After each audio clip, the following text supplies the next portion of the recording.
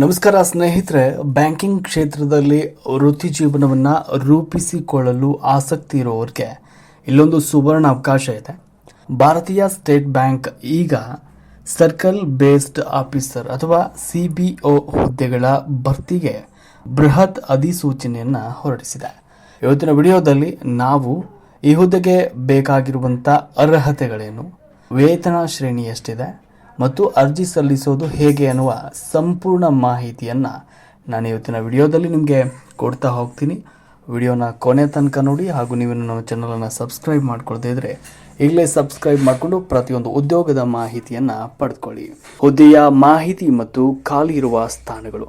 ಈ ಬಾರಿ SBI ಒಟ್ಟು 2273 ಹುದ್ದೆಗಳಿಗೆ ನೇಮಕಾತಿ ಮಾಡಿಕೊಳ್ತಾ ಇದೆ. ವಿಶೇಷ ಏನಂದರೆ ನಮ್ಮ ಬೆಂಗಳೂರು ಸರ್ಕಲ್ಗೆ ಅಂದರೆ ಕರ್ನಾಟಕದ ಅಭ್ಯರ್ಥಿಗಳಿಗೆ 200ಕ್ಕೂ ಹೆಚ್ಚು ಹುದ್ದೆಗಳು ಇಲ್ಲಿ ಮೀಸಲಿಡಲಾಗಿದೆ. ಇದು ನೇರ ಆಫೀಸರ್ ಗ್ರೇಡ್ ಹುದ್ದೆಯಾಗಿದ್ದು, ನೇಮಕಾತಿ ನಂತರ ನೀವು ನೇರವಾಗಿ JMGS 1 ಶ್ರೇಣಿಯ ಅಧಿಕಾರಿಯಾಗಿ ಕೂಡ ಕೆಲಸವನ್ನು ನಿರ್ವಹಿಸಬಹುದಾಗಿದೆ. ವಿದ್ಯಾರ್ಹತೆ ಹಾಗೂ ಅನುಭವ.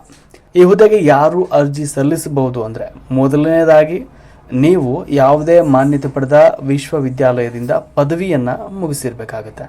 ಎರಡನೇದಾಗಿ ಇಲ್ಲಿ ಮುಖ್ಯವಾಗಿ ಅಭ್ಯರ್ಥಿಗಳಿಗೆ ಕಮರ್ಷಿಯಲ್ ಬ್ಯಾಂಕ್ಗಳಲ್ಲಿ ಅಥವಾ ರೀಜನಲ್ ರೂರಲ್ ಬ್ಯಾಂಕ್ಗಳಲ್ಲಿ ಕನಿಷ್ಠ 2 ವರ್ಷಗಳ ಕಾಲ ಅಧಿಕಾರಿಯಾಗಿ ಕೆಲಸ ಮಾಡಿದ ಅನುಭವ ಹೊಂದಿರಬೇಕಾಗುತ್ತೆ.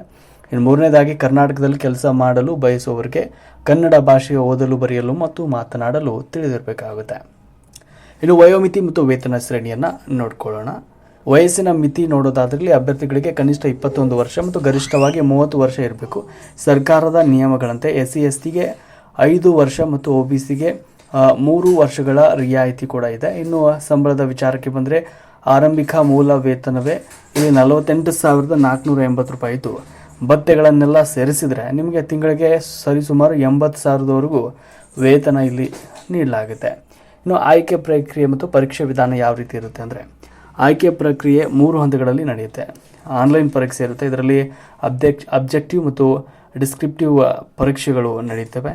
ಅದಾದ ನಂತರ ಸ್ಕ್ರೀನಿಂಗ್, ನಿಮ್ಮ ದಾಖಲೆಗಳು ಮತ್ತು ಬ್ಯಾಂಕಿಂಗ್ ಅನುಭವದ ಪರಿಶೀಲನೆ ಮಾಡಲಾಗುತ್ತೆ.